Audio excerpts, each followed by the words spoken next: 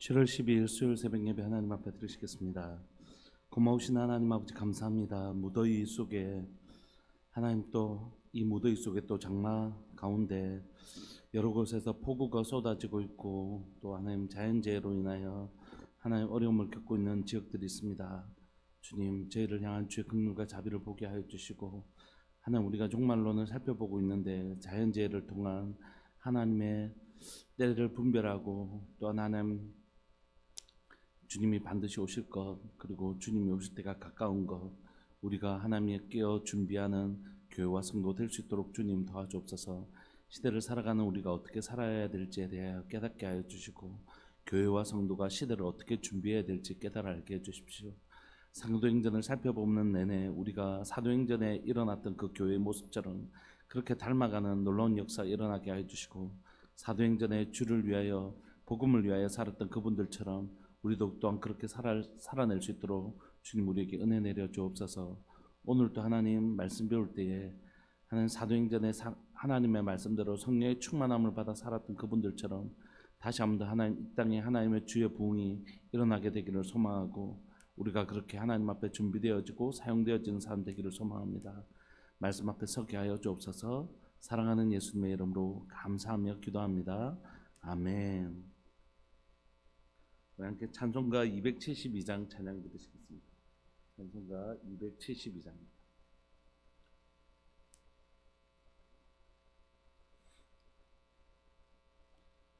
272장. 고통의 멍에 벗으려고 예수께로 나옵니다. 자유와 기쁨 베푸시는 주께로 갑니다. 병든 내 몸이 튼튼하고 빈궁한 삶이 부해지면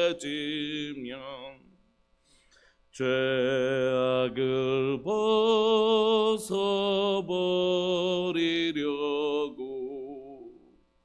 주께로 갑니다.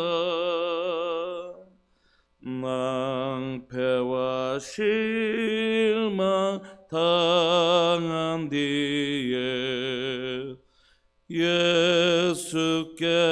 예수께로 나갑니다. 십자가 은혜 받으려고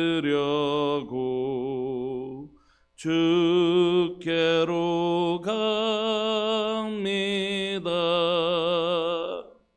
슬프던 마음 위로받고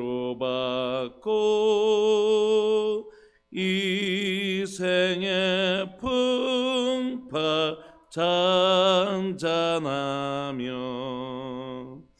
영광의 찬송 부르려고 주께로 갑니다. 교만한 마음을 내버리고 예수께로 나갑니다. 복되신 말씀 따르려고 주께로 갑니다. 실망한 이모 힘을 얻고 예수의 크신 사랑받아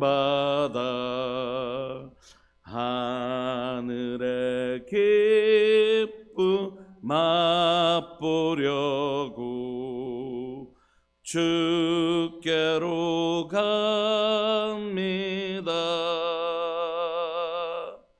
죽음의 길을 벗어나서 예수께로 나갑니다. 영원한 집을 바라보고 주께로 갑니다. 멸망의 포구 헤어나와 평화의 나라 다다라서 영광의 주를 배우려고 주께로 갑니다. 아멘. 우리 하나님의 말씀 사도행전 9장 32절부터 43절까지 함께 보시겠습니다. 사도행전 9장 32절부터 43절까지입니다.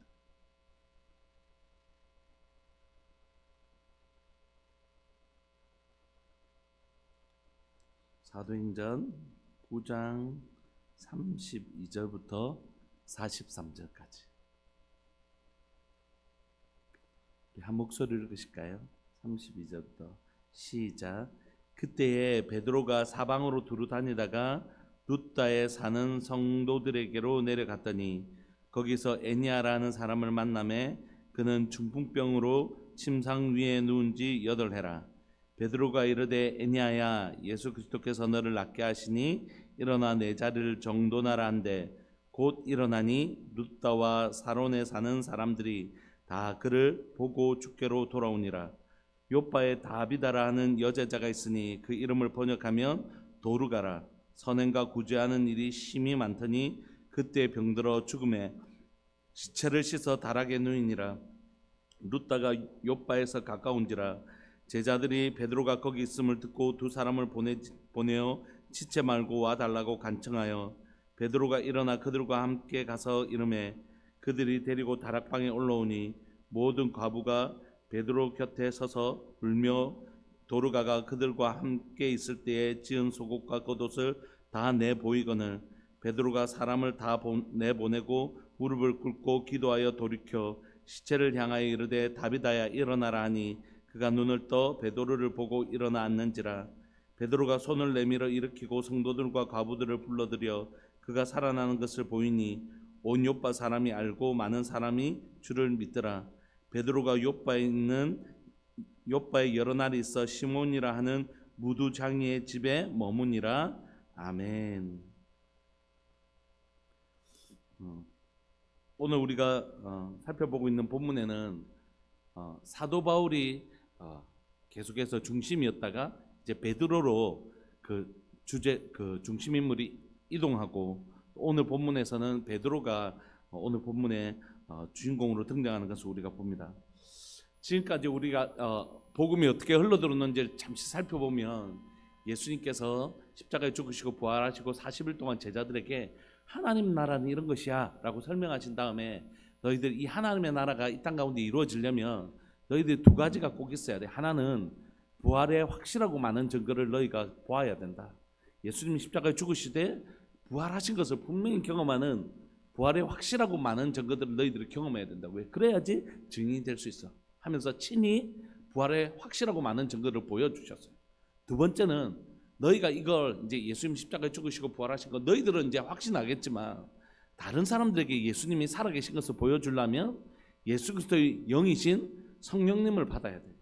성령께서 너희에게 임하시면 너희가 이제부터 너희들은 예수님을 보면서 예수님 진짜 부활하셨구나라는 확실하고 많은 증거를 받았지만 사람들에게 그 증거를 보여주려면 증인이 되려면 예수 그리스도의 영이신 성령님을 받아야 돼. 그래서 너희는 다른 데 가지 말고 여기서 성령이 오실 때까지 기도해. 그렇게 열심히 기도하고 가룟 유다가 빠진 숫자를 마띠아를 통해서 충원하고, 그렇게 해서 이제 하나님이 성령께서 오셔서 이제 마가다락방에서 만나 주시고 성령의 임재가 있고 이제 본격적으로 복음을 전하는 증인의 삶을 살게 됩니다. 그 시간은 어떤 시간이었죠? 오순절이었기 때문에 열국에서 흩어졌던 많은 유대인들이 올라왔고 그들에게 각국의 언어대로 복음을 전하기 시작합니다. 복음을 전하기 시작하면서 이제 예루살렘에서 복음이 전해지기 시작하죠. 그리고 예루살렘이라고 할 때 예루살렘이 왜 예루살렘에서 전해져야 될까요? 그건 성전으로부터 시작되는 것이죠. 그래서 성전 미문에 걷지 못하여 구걸하는 그 사람들에게 더 이상 미문이라고 불려지는 그 아름다운 문에서는 이 사람을 위하여 더 이상 아무런 아름다운 일을 할 수 없는, 아름다운 문에 있지만 아름다운 일을 아무것도 해줄 수 없는 그에게 진짜 성전을 보여주시죠. 누구시죠? 예수 그리스도. 그러니까 그러면 내게 없거니와 내게 있는 것으로 내게 주노니 나사렛 예수 그리스도의 이름으로 일어나 걸어라. 예수 그리스도의 영이신 성령께서 계셨던 베드로와 요한과 그 외 제자들은, 사도들은 이제 누구를 보여줄 수 있는 사람이 됐냐면 예수님 죽으시고 사라지신 분이, 죽으신 분이 아니시고 오늘 또 살아계신 분이시다, 그걸 증거하는 증인의 삶을 살게 됩니다. 그걸 통하여 두 가지가 일어나죠. 복음이 확 일어납니다. 또 하나는요, 반대가 확 또 일어나요. 복음은 늘 이 두 가지 양상을 띈다 그랬죠. 그래서 감옥에 갇히기도 하고 풀려나기도 하고 하는 시간들을 통하여 교회는 더 단단해집니다. 우리가 이 고난을 받기에 합당한 자로 여기면서 막 기뻐하면서 열심히 복음을 전해요. 그러다가 이 복음이 어떻게 해요? 점점 확산이 되죠. 그러면서 이 복음을 반대하는 무리들이 또 강력하게 일어나게 됩니다. 그 중에 사울이라고 하는 사도 바울이 그 중심에 있죠. 그리고 그 박해가 시작되자 사람들이 흩어지기 시작합니다. 어디서요? 예루살렘에서 유다와 사마리아 땅으로 흩어지면서 오히려 이 박해가 복음을 확산하는 계기가 돼요. 그러니까 결국 그들은 복음을 반대하려고 했지만 복음을 반대했던 그 행위가 뭐로 이루어졌죠? 복음을 더 확산하는 계기가 되더라고요. 저도 그렇지만 이제 우리 성도님들하고 대화할 때, 목사님 내가 옛날에 이런 핍박, 이런 어려움 겪고 신앙생활 했습니다. 근데 여러분 한번 되돌아보실까요? 그 핍박이 나를 예수님 못 믿게 하려고 한 것이잖아요. 근데 내가 예수님 못 믿게 되었나요? 아니면 그 핍박이 나를 더 예수님 간절히 붙들게 만들었나요? 생각해보면 그 핍박이, 복음을 못 믿게 하려고 했던 핍박이 예수님 더 잘 믿게 만들었죠.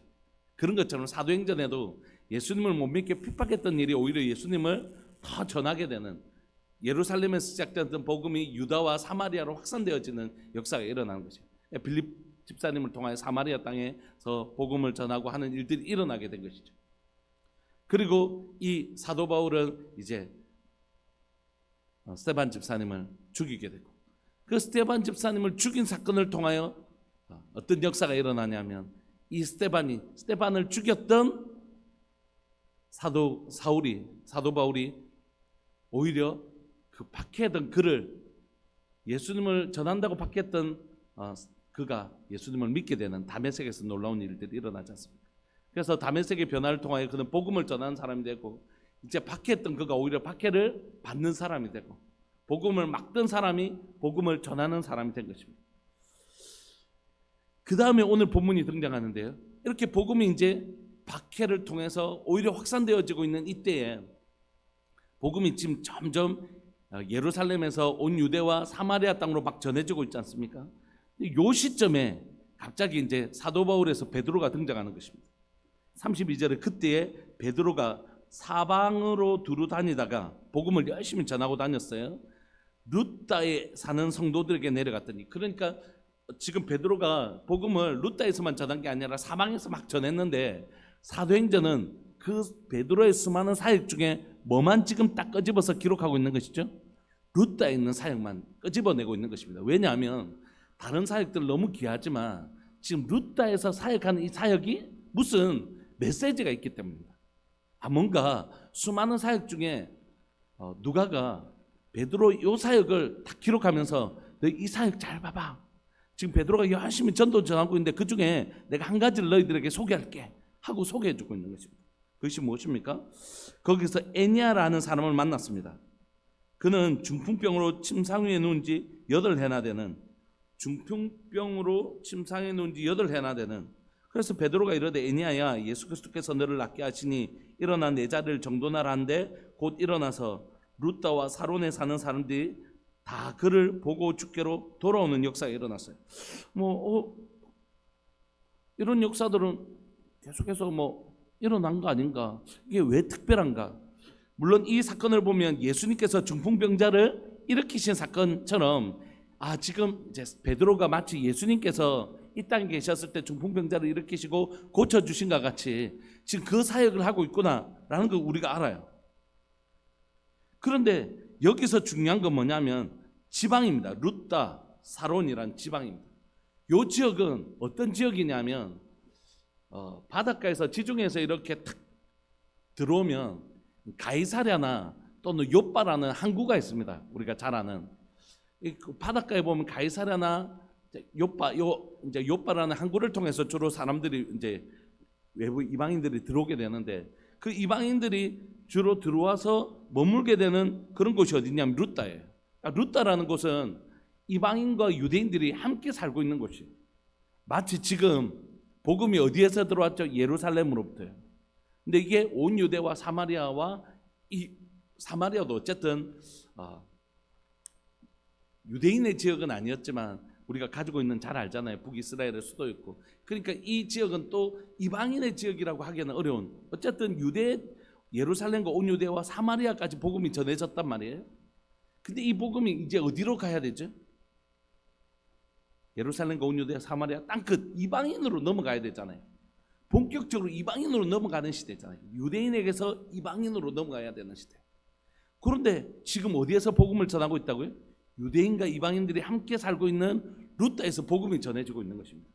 누구를? 에니야라는 중풍병자를 치료하시는 것을 통하여, 베드로가 치료하는 것을 통하여 예수 그리스도께서 너를 낫게 하시니 일어나 내 자리를 정돈하라 한데 곧 일어나서 루다와 사론에 사는 사람들이 다 그를 보고 예수님께로 돌아오는 역사가 일어난 것입니다.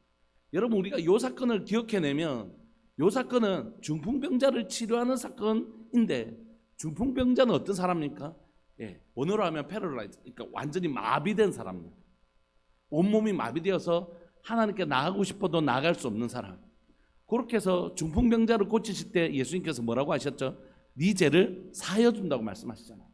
그러니까 오늘 이 시간 이 사건은 단순히 중풍병자를 낫는 사건이 아니라 죄를 사하여 주는 사건이라는 우리가 이미지가 있잖아요. 그러니까 베드로가 지금 이 사건은 단순히 사람을 낫게 해주는 것이 아니라 이곳에 무슨 일이 일어났다고요? 죄가 사하여 주는 구원 사건이 일어나고 있는 것입니다. 근데 구원을 받는 사람이 누가 구원을 받았다고요? 유대인뿐만이 아니라 이방인들도 이제 예수님을 믿고 복음을 받아들이기 시작하더라는 것이.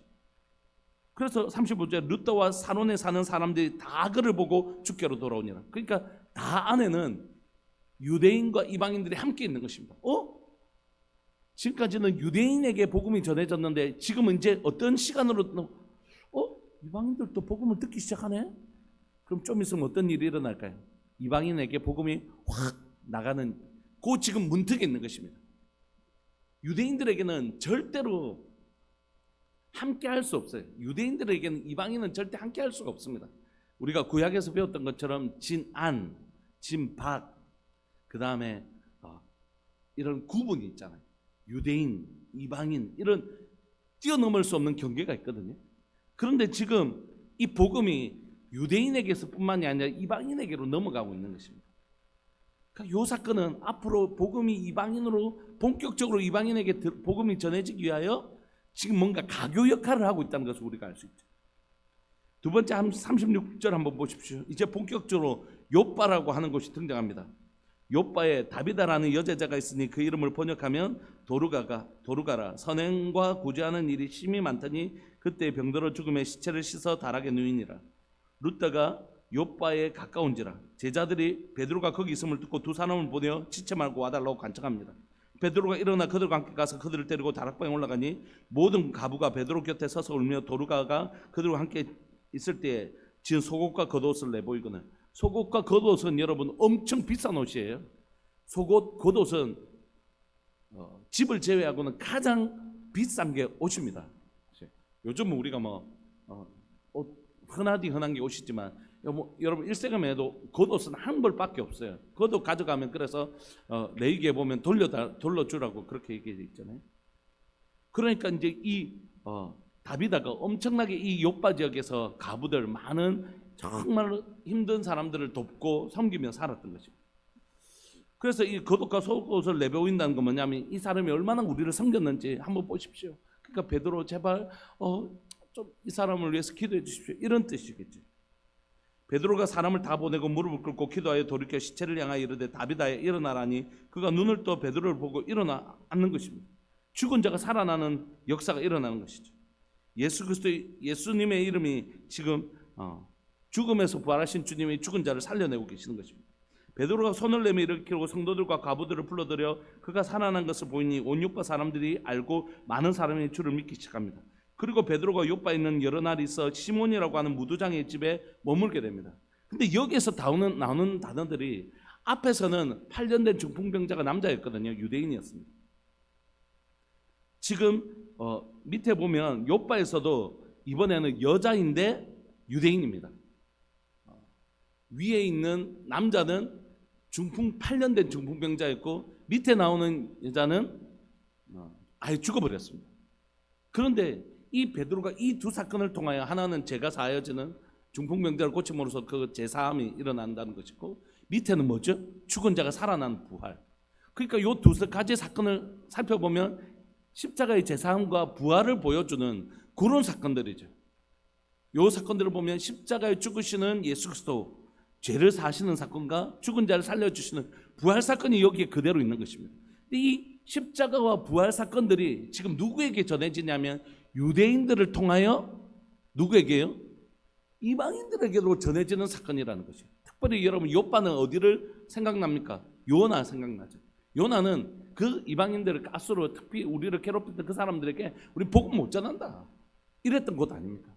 그런데 지금 이 요빠에 머무는 이 베드로는 과연 주님의 말씀을 듣고 이방인들에게 복음을 전할까요? 안 전할까요? 이런 요나를 생각하게 만드는 거죠. 근데 이제 이 복음은 그 복음이 전해지기를 거절했던 요나하고 다르게 이제 이 복음이 이방인들로 전해질 겁니다. 특별히 무두장에는 이제 가죽 수선공인데요. 이런 일들은 주로 이방인들이 했답니다. 그러니까 이곳에서 이제 계속해서 이방인들과의 접촉이 일어나고 있는 것이죠. 여러분 이 다음에 이제 일어날 일들은 뭐겠습니까? 고넬료라고 하는 이방인에게 복음을 전해줘요. 그런데 절대 유대인들이 자신이 유대인들과 이방인으로 구별하는 방법은 뭐라고요? 세 가지라고 말씀드렸죠. 하나는 할례 받은 사람은 유대인, 할례 받지 않은 사람은 이방인. 할례 받지 않은 너희들하고 우리랑 달라. 왜냐하면 할례는 하나님의 언약 백성의 증거였으니까 구약에. 두 번째 이방인들과 유대인들을 구별하는 방식은 뭐였습니까? 정결규례. 우리는 구약에 있는 정결규례를 행해서 음식 먹을 때도 손 씻고 그릇을 씻고 우리는 그렇게 물에 들어가서 정결규례를 행하고 너는 불결한 자 우리는 정결한 자 이런 의식. 세 번째는 뭡니까? 음식법.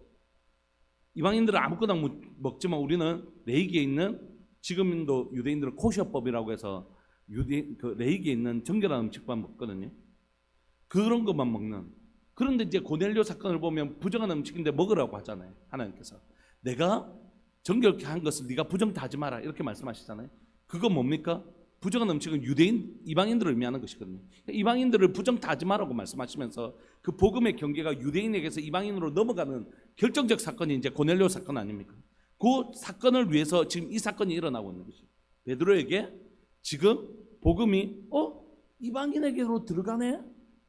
복음이 지금 십자가 사건과 부활의 사건을 나타낸 이 복음이 이 유대인들뿐만이 아니라 이방인들도 믿고 예수님을 받아들이기 시작하네 하는 요 다리 역할을 하는 사건이 오늘 요 사건입니다. 그래서 이 베드로를 통하여 고넬료가 복음을 받아들이게 되고 복음이 본격적으로 이방인에게로 전해지지 않습니까? 근데 여러분 여기에서 꼭 기억해야 될 것은 뭐냐면 이 복음을 이방인에게 전하고 나서도 많은 왈가왈부가 많았어요. 지금 이방인들에게 복음을 전해야 돼?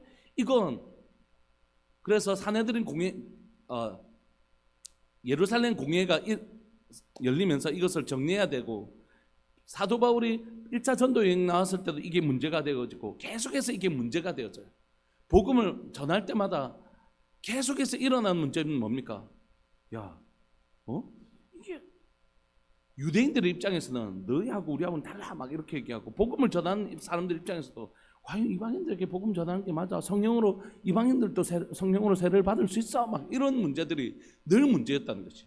여러분 갈라디아서 읽어보면, 갈라디아서가 언제입니까? 갈라디아서를 읽어보면 이미 이 고넬료 사건을 경험하고 나서지 않습니까? 그럼에도 불구하고 거기에 기록을 보면 베드로가 이방인하고 식사하다가 유대인들이 왔을 때 도망가는 장면들이 기록되어 있어요. 그래서 사도 바울이 그거 되게 책망하잖아요. 그러니까 베드로 스스로도 유대인이었기 때문에 이방인하고 식사하는 것이 다른 유대인들의 보기에 굉장히 껄끄러운 일이고, 이걸 복음이 이방인에게도 예루살렘과 온 유대와 사마리아 땅끝까지 복음이 전해지는 예수님의 말씀을 듣고 고넬료 사건을 경험하고 나서도 이게 자기에게 굉장히 부담되는 일이었다는 거죠. 그러니까 다른 사람 얘기할 필요 없이 사도 바울 역시 유대인에게는 하나님의 백성이고 이방인은 안 된다 이렇게 생각했던 사람 아닙니까? 근데 그를 깨뜨리시고 복음을 이방인의 사도로 그를 세우실 것이지 않습니까? 그러니까 여러분, 그러니까 복음은 여러분들 사도행전을 보시면 요 순서대로 되어 있어요. 온 유대, 예루살렘과 온 유대와 사마리아 땅끝으로 복음이 점점 넘어갑니다. 그런데 예루살렘에서 온 유대로, 온 유대에서 사마리아로 넘어갈 때도 이게 굉장히 장벽이 있어요. 사마리아, 사마리아는 아닌데, 사마리아는 진짜 아닌데, 저 더러운 땅, 이방인들보다 더 더러운 땅, 저건 아닌데 하는 경계가 있었단 말이에요. 근데 그 사마리아 땅에 복음이 전해지잖아요. 근데 이건 심지어 헬라 지역, 막 우상을 섬기고 이런 헬라 지역까지 복음이 전해지고, 막 우상을 섬기는 자들이 예수님 믿는다 하고 이러니까 막 저런 사람들하고 우리가 똑같은 예수님 믿는 사람들이야, 이런 불편함들이 있습니다. 그러니까 복음 사도행전은 이런 지역을 뛰어넘는 수준이 아닌 거예요. 예루살렘과 온 유대가 점점 복음이 전해졌구나 이런 개념이 아니라, 이 복음이 전해질 때마다 그 굉장히 강력한 문화적 장벽이 있었던 것이에요. 복음을 거절하는. 근데 이 문화적 장벽을 뛰어넘어서 복음이 전해졌거든요. 예루살렘에서 온 유대와 사마리아와 땅끝으로. 근데 더 심각한 장벽이 있었어요. 그건 뭐냐면 사람들의 의식이었습니다. 베드로가 예수님으로부터 이 말씀을 듣고 직접 이 고넬료 사건을 경험했음에도 불구하고 유대인들과 식사하다가, 이방인들과 식사하다가 유대인들이 오니까 도망갈 정도로 이방인, 이런 심적인 장벽, 이방인은 아닌데, 진짜 사마리아 땅은 아닌데, 이런 심리적인 장벽, 이걸 뛰어넘는 것이 너무 힘들었던 거죠. 그래서 하나님은 지금 복음을 사마리아를 지나 이방인에게 복음을 전하게 하실 때 뭐부터 무너뜨리셔야 되냐면 복음을 전하는 자들의 편견, 복음을 전하는 자들의 갇힌 생각들, 복음을 전하는 자들의 그 한계, 자신이 가지고 있는 생각의 한계들, 이걸 먼저 무너뜨리셔야 됐어요. 그래서 지금 뭐 하시죠? 고넬료가 목적이 아니에요. 베드로가 목적이지.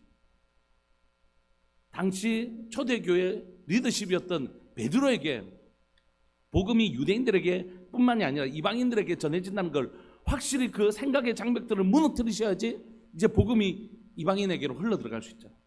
그러니까 진짜 장벽은 어디 있다고요?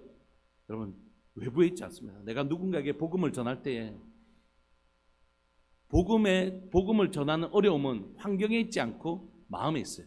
전하는 저의 마음속에 있고 그 복음을 듣는 그 사람의 마음속에 있죠. 복음을 받아들이는 그 사람의 마음에 장벽이 있는 것을 이해합니다.